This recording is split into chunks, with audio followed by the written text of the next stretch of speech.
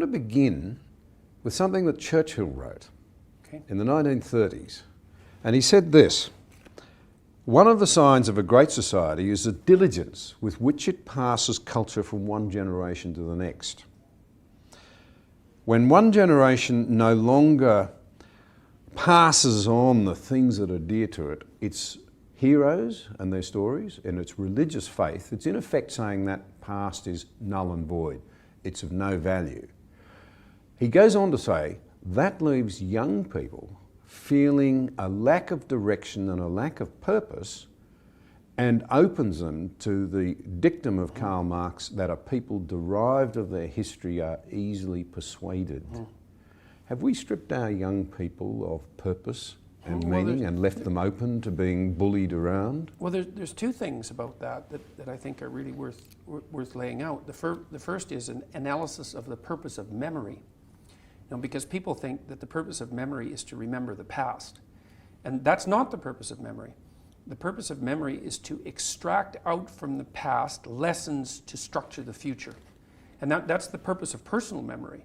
And so you're done with a memory when you've extracted out the information that you can use to guide yourself properly in the future. So if you have a traumatic memory, for example, that's really obsessing you, if you analyze that memory to the point where you figured out how you put yourself at risk and you can determine how you might avoid that in the future, then the emotion associated with that goes away.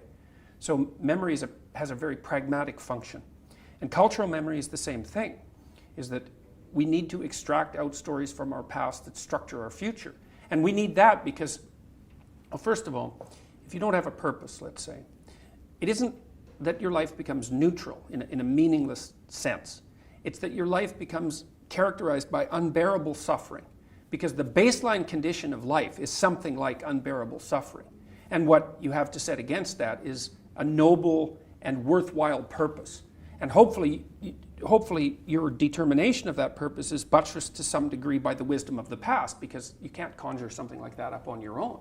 And if you provide people with nobility of purpose, then they can tolerate the suffering of existence without becoming entirely corrupted by it. And cultures that don't do that, it isn't even so much that they die, it's that cultures that don't do that are dead. They're done. They don't have a story anymore. And they don't have a call to adventure. And then, well, then everyone suffers stupidly as a consequence. It's a very bad thing.